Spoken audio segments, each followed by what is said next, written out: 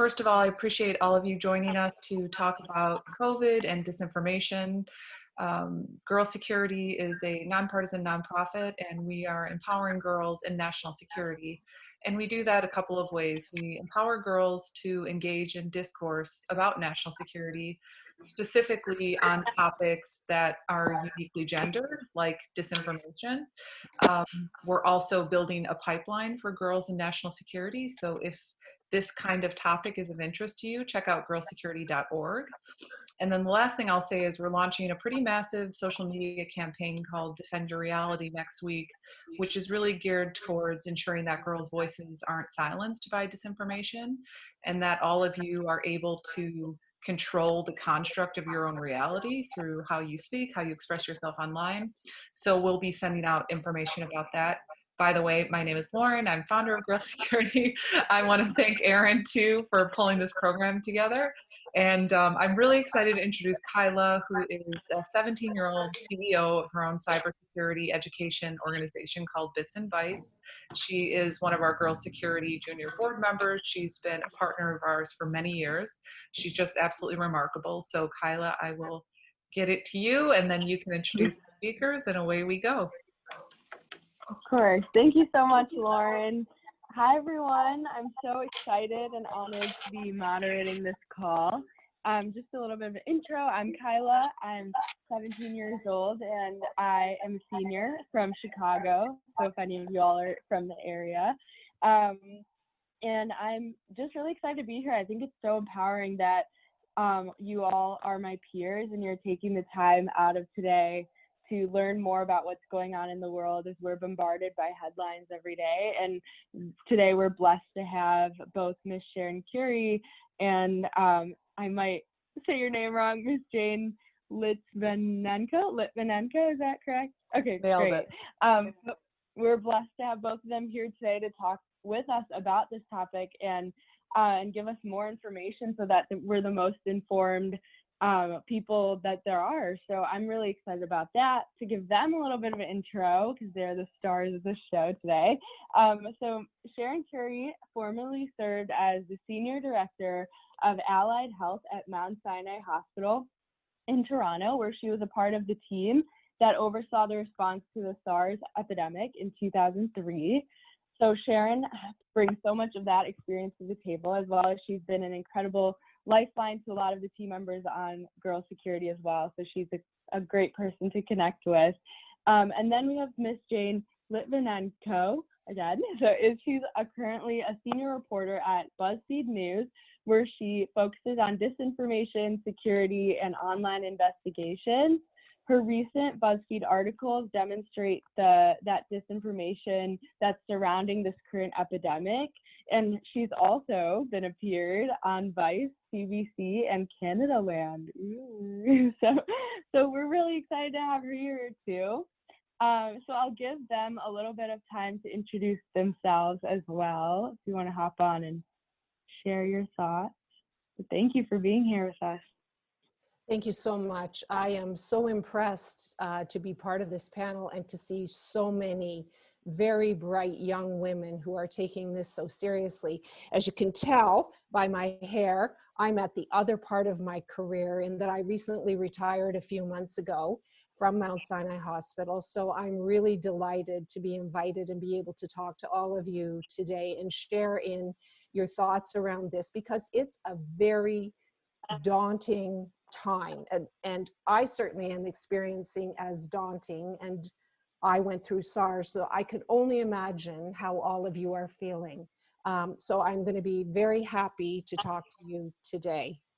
Now, I don't want to presume that you don't know anything about this, because I expect that you know a lot about this, but since I'm not sure at what level everybody's coming at this from, I'm going to start at a basic level, and we're just going to talk about the science of this particular virus. Is that okay with everybody? I'm seeing nods. Okay. I made some notes just so that we can stay focused. I think, like, all of you know that COVID-19 is also called a coronavirus. SARS was a coronavirus as well. And there are lots of different coronaviruses. I shouldn't say lots of coronaviruses. There are a number of coronaviruses. And in fact, a number of things that we all experience as common colds are coronaviruses, but they have differing levels of severity in terms of how the human body responds to them. This one is called the novel COVID-19. And all that means is it's new. And that means that nobody in the world has an immunity to it. Therefore, we're all at risk of getting this virus. That doesn't mean we're all going to get a very severe form. In fact, the literature is showing that 80% of people get a mild to moderate form. The risk is for the 20% of folks who get a more severe form, and then the 5% of folks who end up in the intensive care unit. And this massive undertaking that the whole world is involved with right now is for us to protect that 20% who get a more severe form, and then for sure that 5% who are going to end up in ICU. Now let me talk to you about this virus and how it spreads. Again, you've probably heard this from everywhere. The virus is contained, virus aren't really living things. Viruses exist between living and non-living. They're in a gray area. It's very different than bacteria. Bacteria is a living thing. That's why antibiotics work with bacteria, because they can kill the bacteria. It's a chemical that's designed to kill the bacteria. But viruses aren't living things. Virus exist to hook on to something that is living, and they get their energy from that living thing. So in this case, COVID-19 gets its energy from humans. So we are the host for COVID-19. What happens is the virus, when it gets into your body, it hooks onto your cell, it takes your energy, and then it starts to replicate. And what makes you feel so sick is your own immune system starts to send its little warrior cells to fight COVID-19. And your body gets very tired because it has to fight that. Most of us have a strong enough immune system that we can fight it off, but some folks don't have that level of response. Since there's no treatment for this right now, and when we talk about myths and disinformation, we can get to this later in terms of all the disinformation and the myths and what's not fact that exists around that. But since there is no treatment for this right now, our goal is to prevent getting it, to protect ourselves, but also so we don't give it to somebody more vulnerable with this. How do we protect ourselves? We stop it from getting in our body. This virus only gets in your body 3 ways: your mouth, your nose, your eyes. That's the only way it gets in your body. Therefore, you have to protect that part of your body from the virus. But it's a sneaky little devil, and it's very small. So that's because we touch our faces so much, we have to actually stay socially distanced from people who have it, because it's so easy to transfer from somewhere into your face. So the first thing you have to do is think about your hands. If we all just wash our hands, you know all this for 20 seconds, and then many times a day, you're quite protected. And don't touch your face. Have all of you started like watching how many times a day you touch your face? The literature says we touch our face about 23 times an hour. So if we don't touch our face, that's a very good way to protect ourselves. If you want to touch your face, you got to have clean hands to do that. The next thing is you have to keep yourself away from somebody who has it. This virus is transmitted by droplets. The droplets come from your mouth, from your nose, from your eyes. The virus is contained in those droplets. And if I wipe my eyes and I have it, and then I shake your hand, I've given you the little virus droplets. And if I sneeze, the furthest those droplets can go is 6 feet. That's why we talk about physical distancing, which is the term that we need to start moving to, as 6 feet, because the droplets can't go further than 6 feet. So even if you're with somebody who's very sick and you stay 6 feet away and you don't touch them in any way, you're actually well protected from the virus. So you have to think about this as a bit of a dichotomy. It's easy to get, but it's actually kind of hard to get if you put this protection in place.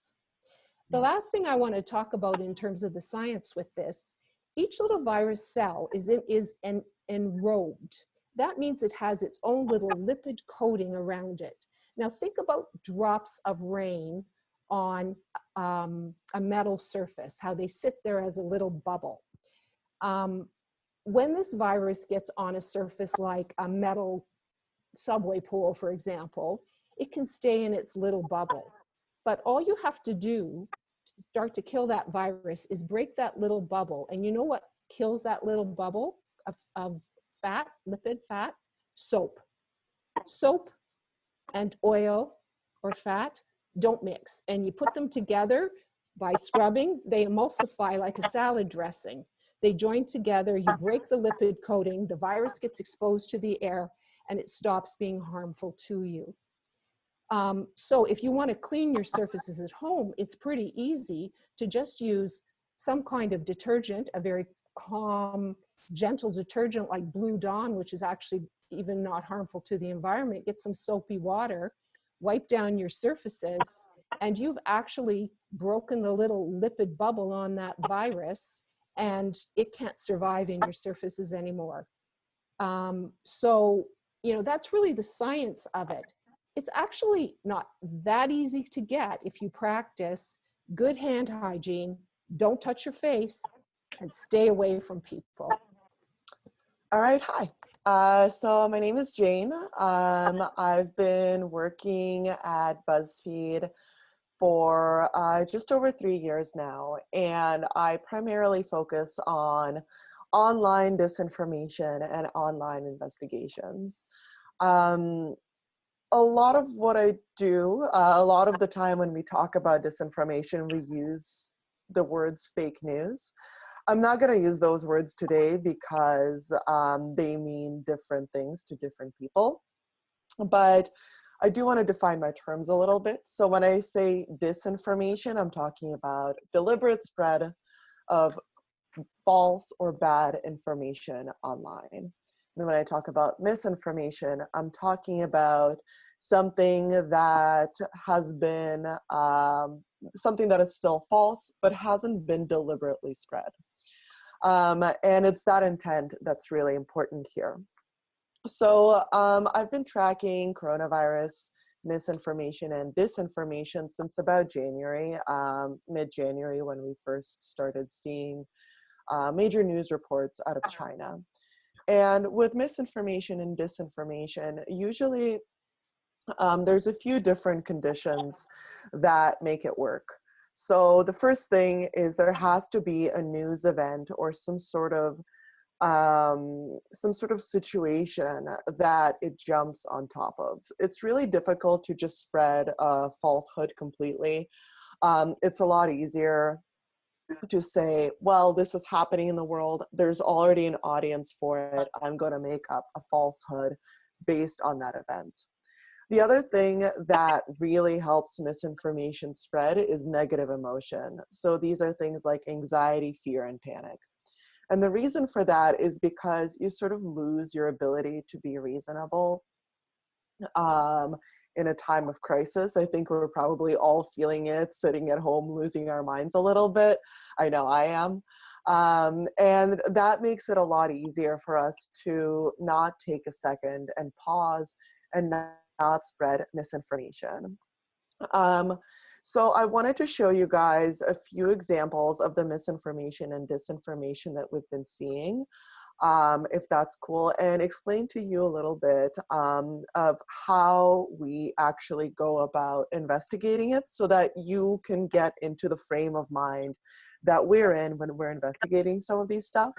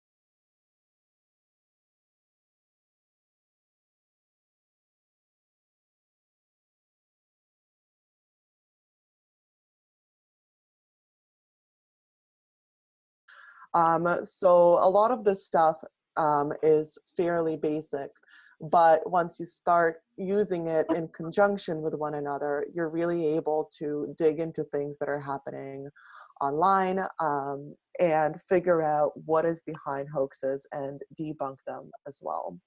So I know that was a lot, and I know it's a little bit technical. If there's anything you want me to clarify, or if there's anything you want me to show you more of, definitely ask me in the follow-up questions. But I really hope that the message that you received is that none of this is very difficult. Awesome. Thank you so much, Sharon and Jane, for sharing a bit about what you're doing on the front lines of this virus. So we're going to move into questions now, everyone. So we get to ask these two amazing humans any questions that we want about this situation. I guess to start, we wanted to just ask one encompassing question for Sharon and Jane together before we move into the ones that girls chatted to us. But this question has sort of two parts given both of your experiences. But this question is from Carissa from Oregon, mixed with a lot of input from a lot of other girls around the States. We're just taking like everybody's opinions kind of together. But what do you think of the United States response to COVID-19 so far, Sharon? And given the response, what do you think? When do you think things will return to normal, and when can we go back to school? And then I guess second part to that for Jane is obviously right now we're seeing a lot of this disinformation, and you gave us a lot of tips to spot this, but what do you think as teens is the best way to combat this disinformation around COVID-19? Okay, so that's a big question you just asked. And for everybody to remember, I'm a Canadian, so it's more challenging for me to comment on the response from the US because my perspective is that of a Canadian in a Canadian healthcare system, which I know to be very different than the US healthcare system. The Canadian healthcare system is a publicly funded system, and so we have an interconnection differently that way, and a national response that's different. What I can say in terms of the response, that there are a variety of ways that require a response. And we would be foolish to think that one response is the only response that's going to happen. If you're following a lot of this information closely, of course you will see that every country has a national leader who is speaking with a national response. And the purpose of a national leader speaking with a national response is to make sure that folks know that their interests are being cared for. And then each of us live more locally. So we have, you have state responses. In Canada, we have provincial responses that have some differences depending on where you live. And then you have more local responses depending on where you live in a town or a city or whatever, whether you have a mayor or whoever is in charge of your local response. And what's kind of important is that you get good messaging and clear communication from all of these folks that's based on the best information that they have at that time, understanding that when we say this is a novel virus, we mean it's new, and the information that's being acquired about this virus is happening in real time in a different way, and it's unprecedented in the history of the whole world. And it's changing not only daily, but often hourly as folks share information. So if you see stutter steps with the response from the people that you depend on to give you response, it's because this is new for them too. So what we would hope, and as we see organizations starting to I suppose, stabilize and take control of situation, what we would hope is people start to draw together and give you unified communication. There's no magic with this. This is a very directed and specific process that must occur in order for this virus to shut down. There's nothing magical going to happen, and it's going to take the efforts of everybody. And just to repeat, Jane, in case the second part of that got missed, is just as a reporter, what do you think that us teens, what's our role in combating disinformation and misinformation around this virus and in general, I guess, as we're exposed to it? So there's a few things you can do. One is to, when you come across, one is to first learn how to identify misinformation. And if you have the drive for it, learn how to investigate it.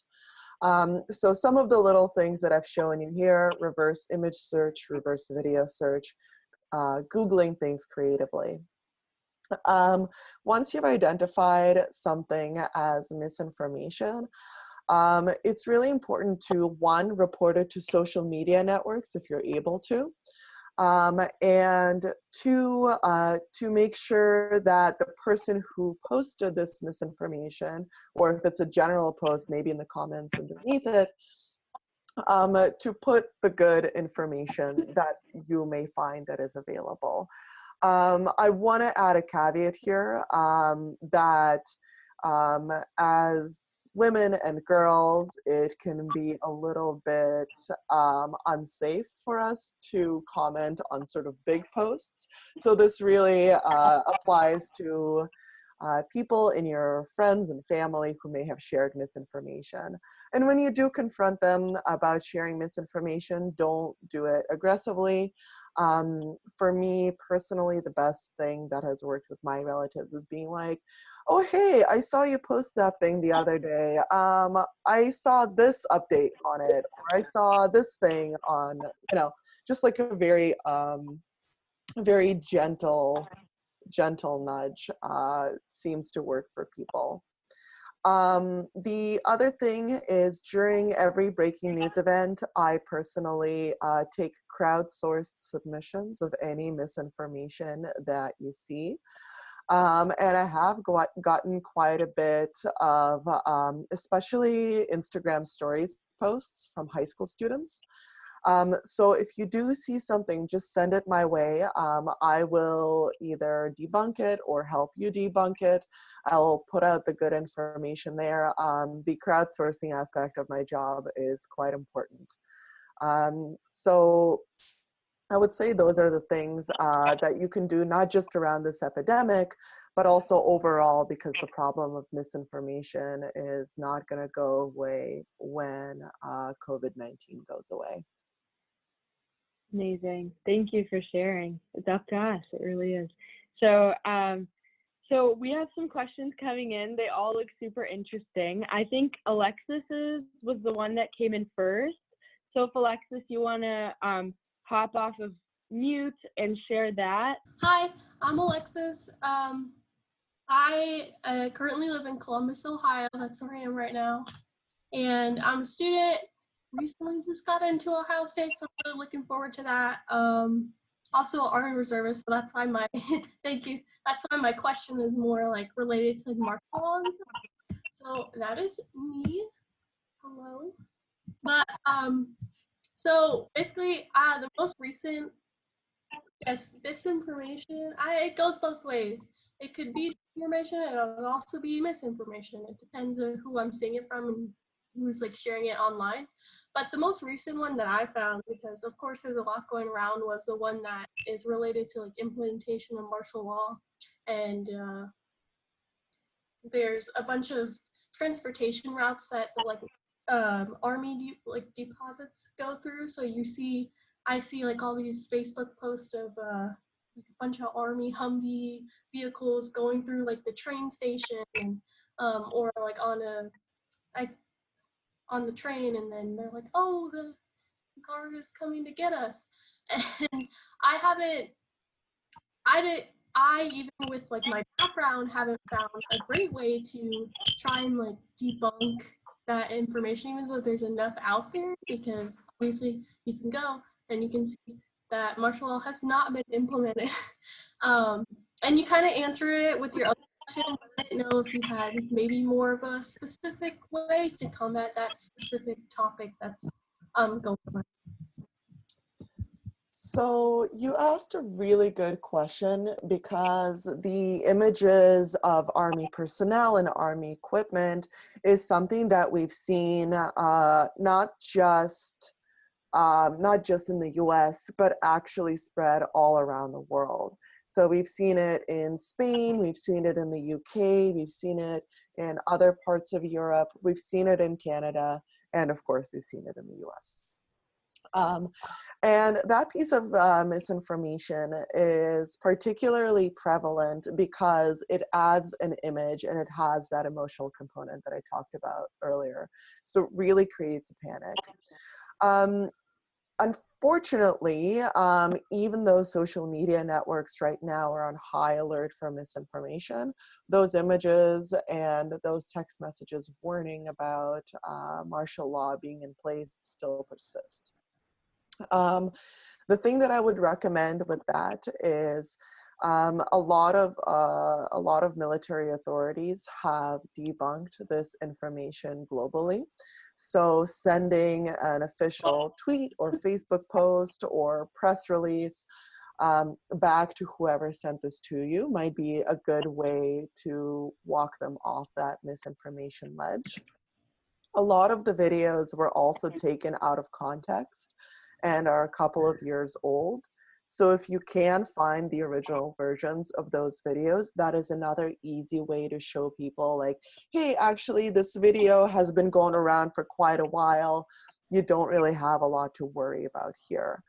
Unfortunately, because of the way the internet works, nothing ever goes away from the internet, but it is still important to report them to the social media networks using those reporting functions that they have, because it teaches the social media network algorithms that this is a piece of misinformation that they should look out for.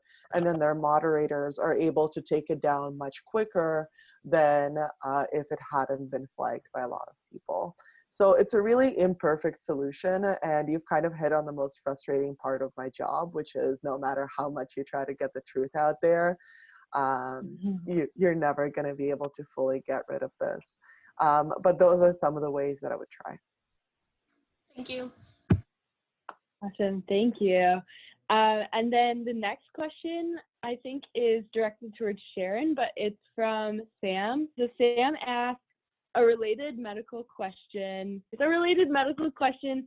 Anthony Fauci, if I say that correctly, said earlier this week that COVID-19 might be seasonal and that we should be prepared for a second cycle of it next winter. What determines whether or not a virus surges seasonally, and is this something that could happen every year? That's an interesting question. It's a really good question, and if I could get paid to answer it, I'd be the richest woman on the universe right now. The thing is, here's what we know.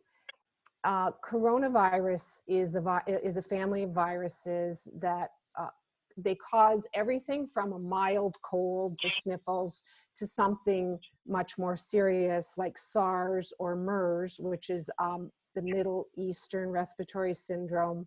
That's a more severe form of coronavirus than COVID-19. There's the whole continuum. Generally, when you think about colds and flus, and we should be really careful to not talk about this as a flu, because it's not a flu. It makes you feel the same as you've got a flu, but it's not a flu. It's a very different virus. They tend to not be as prevalent in the warmer months. There's a few reasons for that.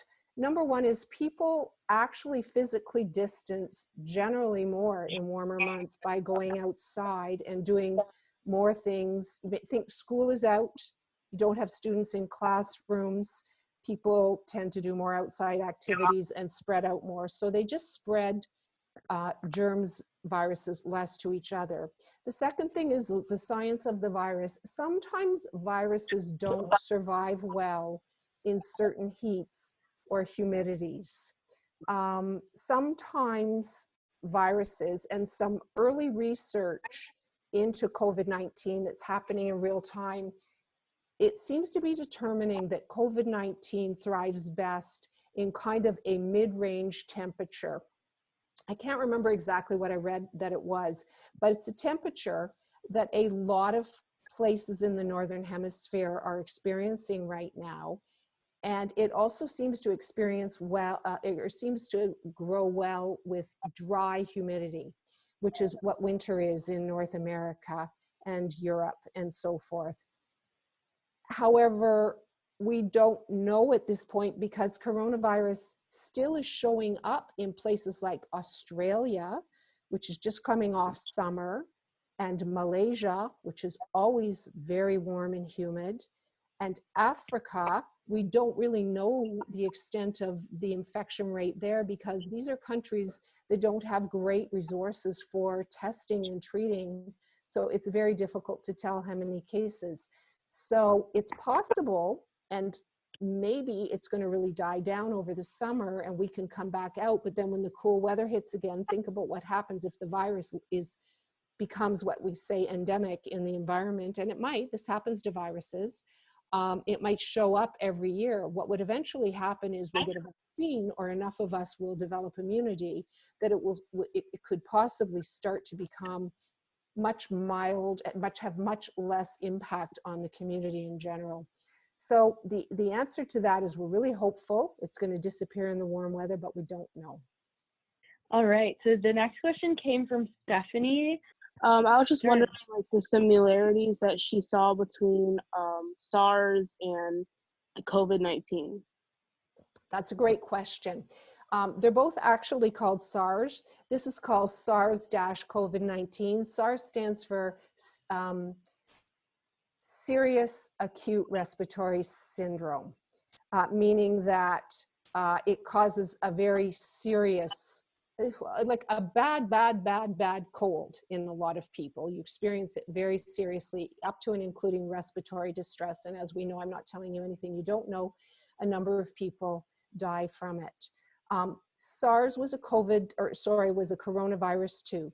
Here are the similarities. They're both coronaviruses. They both started in China. It appears they both started in an animal host, probably bats. This is the thinking, and don't quote me on this because this is still all to be tested, but they both started in bats. They both transferred to an animal host that then jumped to humans. And that's often how viruses start and happen. There's nothing sort of unique or special about that, but that's what they both did. SARS took the world by surprise. It happened sort of immediately in China, jumped to Hong Kong.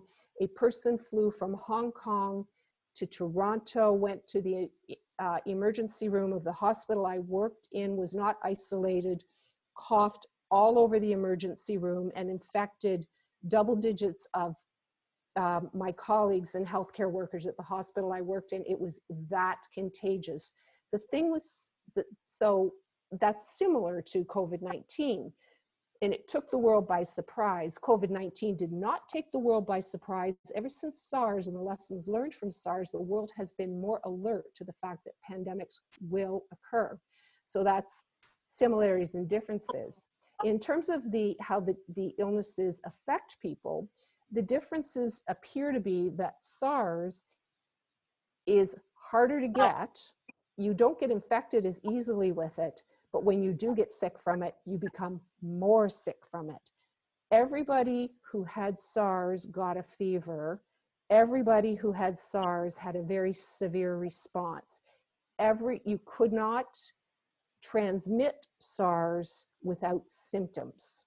So it was in some respects easier to shut down, because as soon as you had an exposure, people were put in quarantine, and then if they got a fever, they were immediately hospitalized. I'm speaking about the Toronto experience. Nobody self-isolated and recovered from SARS at home.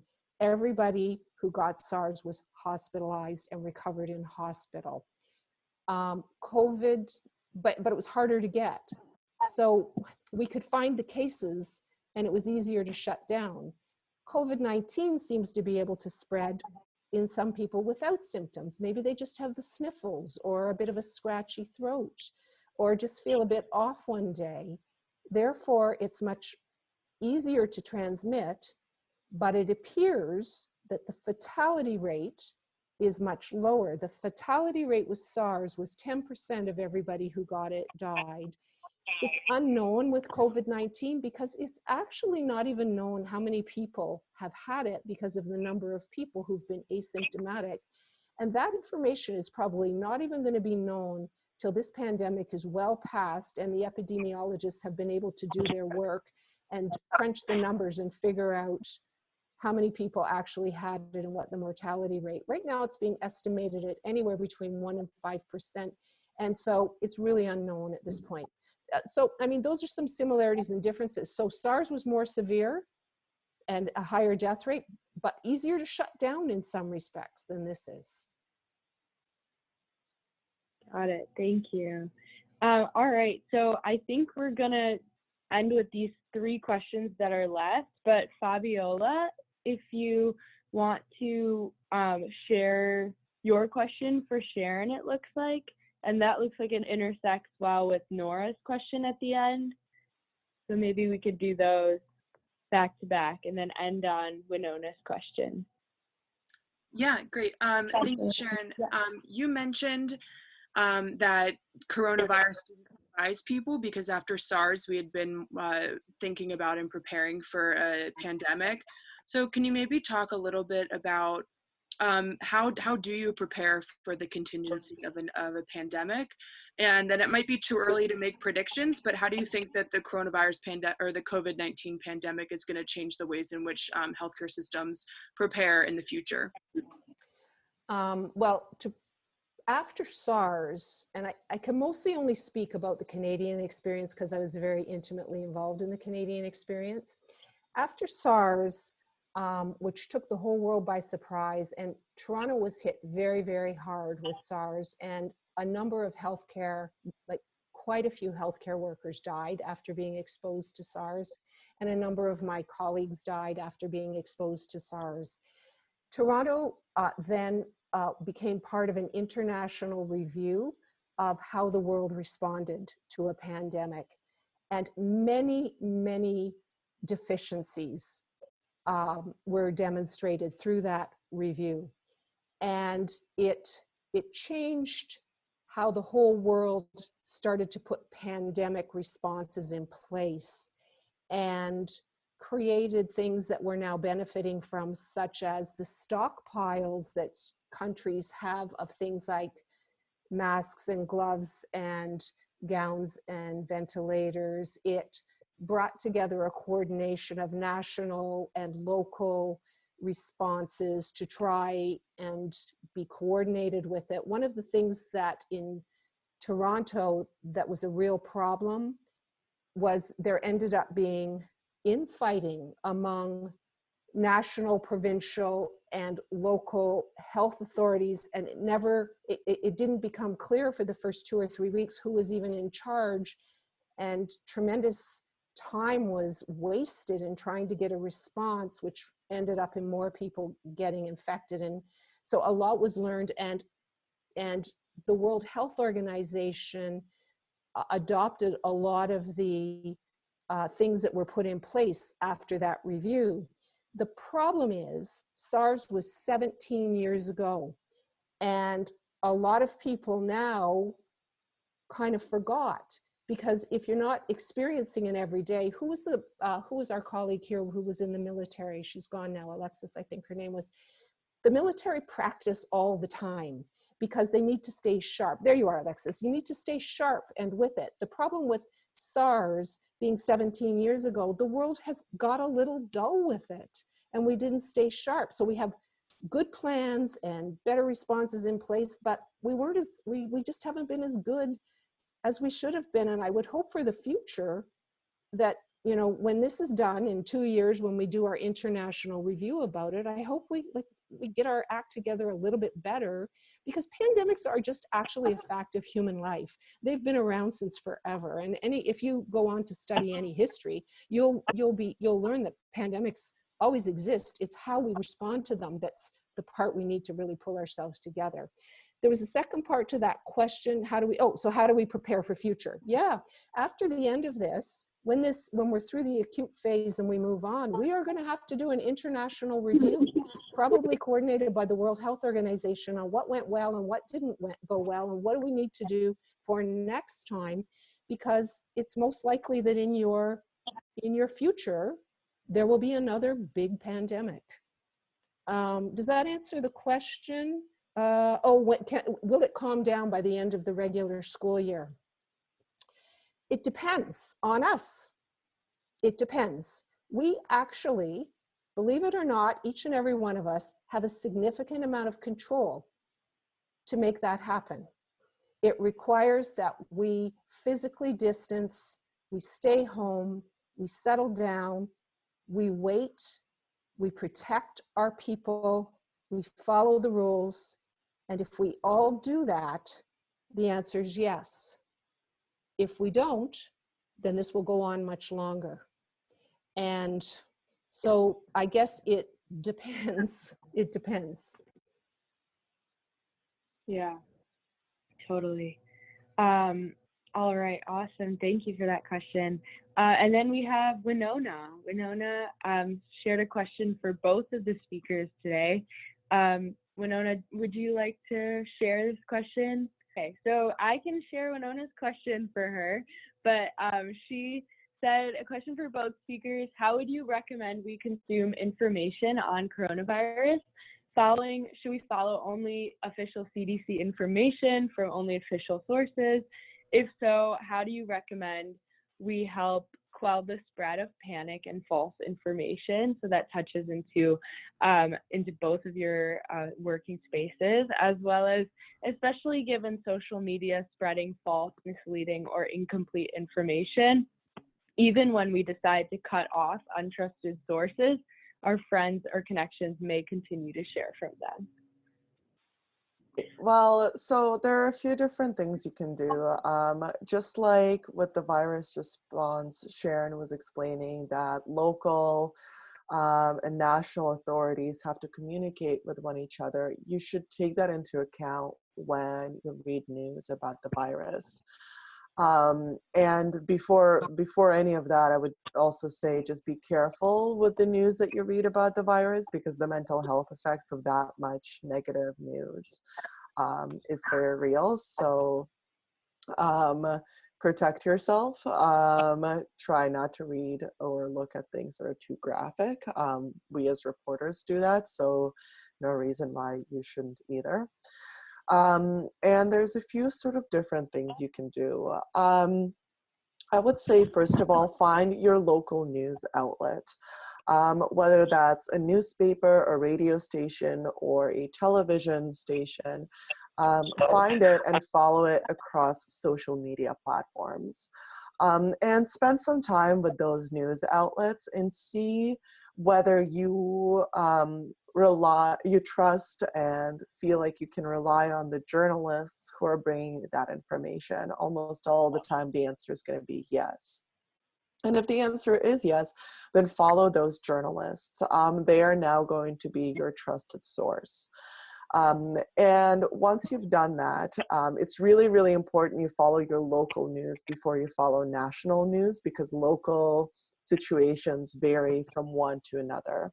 But once you've done that, look at the national news outlets that are producing good work on this. And don't just stop with the Washington Post and the New York Times and the NPRs of the world.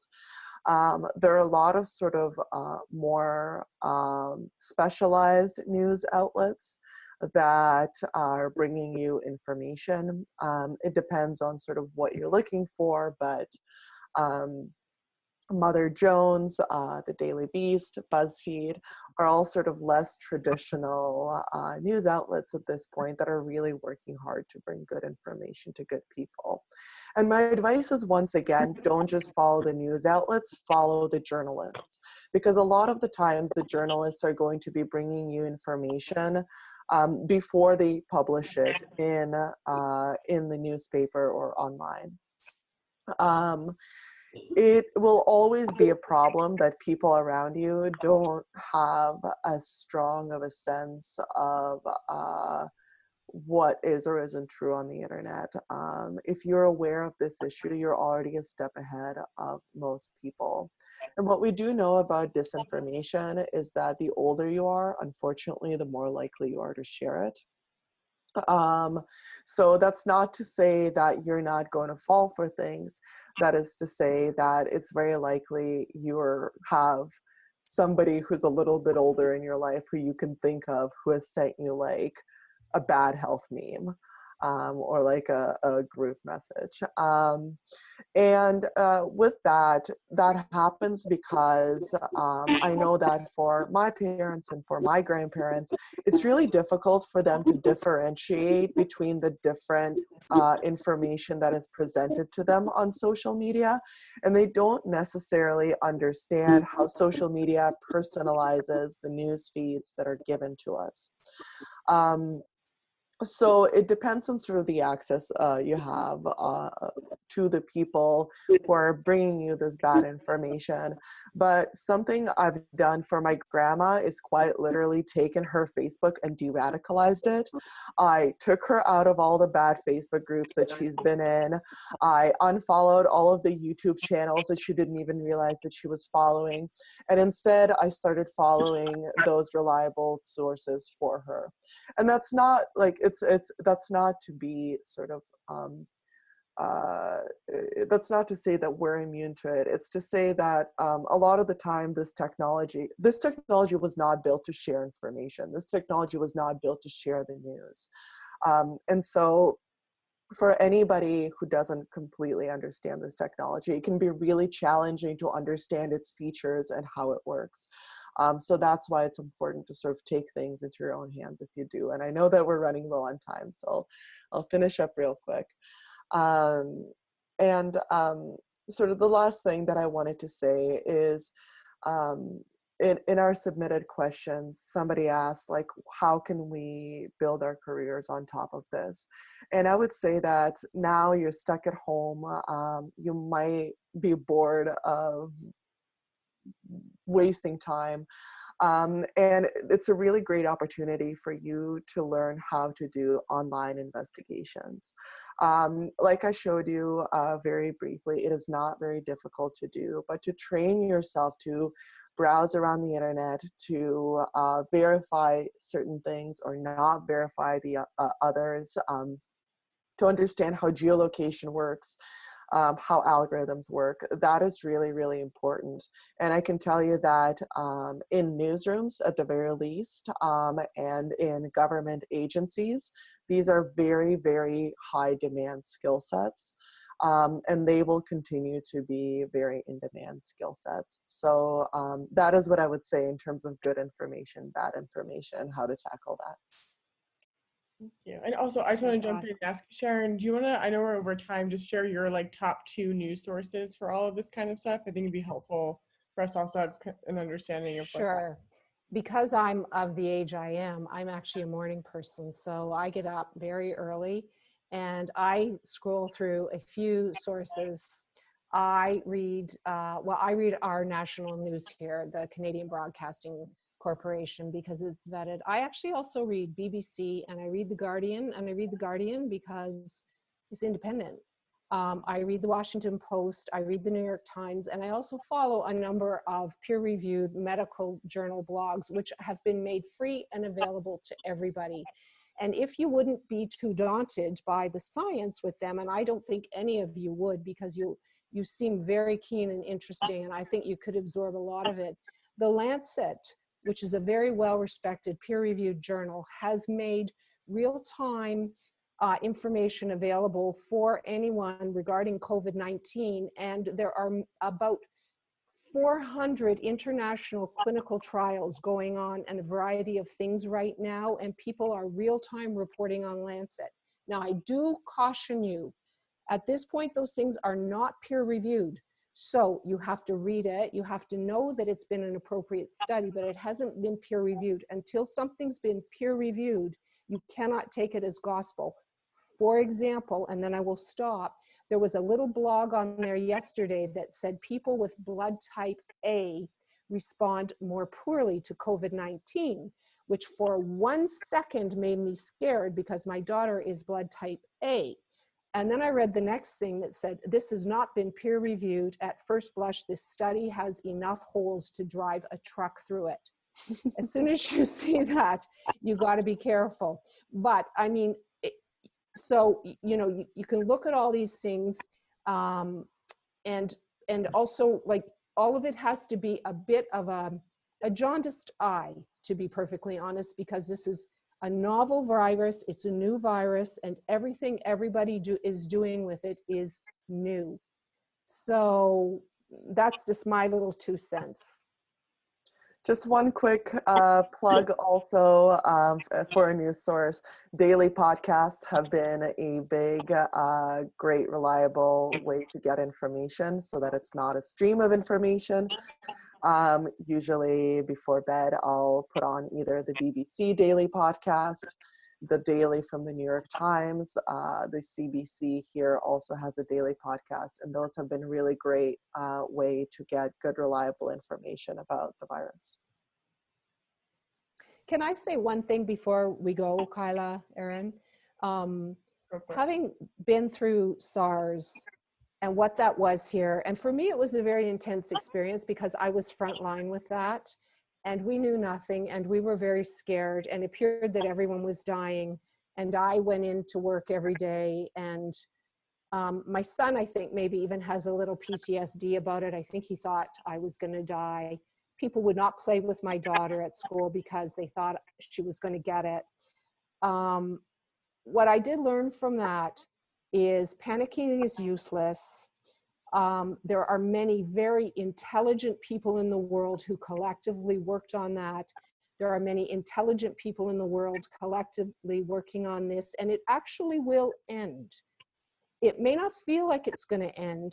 And from a teenage years perspective, which I do remember you know, you're ready to get on with the next part of your life. It feels like forever, but the truth of it is, it will end. And so we must just, my plug is, we must patiently do our part, because as empowered young women, this is where you have the control and you can be a voice of reason. You can be a leader with your own folks around this. I just wanted to thank all the speakers, both the speakers, for being here. I feel like I can speak for everyone when I say that you've given us a lot to think about, and it's been really helpful, especially in this time when we have so much time to think. We have all this helpful information to think about. So thank you so much. I wanted to thank our speakers today. We really appreciate you taking the time on a Friday afternoon, or for some of our girls, Friday morning. And thank you, Kyla, for leading this conversation. We really appreciate it. And just to flag, Girl Security will have an upcoming disinformation campaign, which we're gonna get Jane more involved in. And that will be in April. And also in April, we'll be having a virtual simulation, which we're still kind of working out how that's going to work, but it'll be on election security. So if you're interested in that, definitely reach out. We'd love to include you. And always, we're here as a resource. Let us know if we can be of help at all, but just stay safe and let us know if we can help. Thank you.